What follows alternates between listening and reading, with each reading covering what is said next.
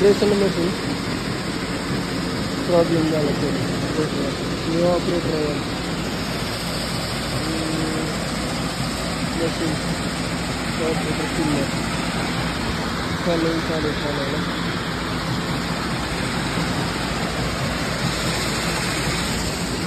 फोनवर मशीन गाड्या पण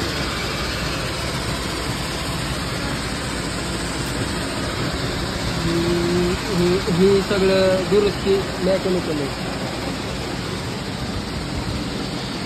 आपला तिथून माल येतो वरती जातो गाडीवरती शेडमध्ये तिथून रिटर्न माल असं होतं रिटर्नमध्ये पलीकडं दुसरं प्रेशर आहे आपला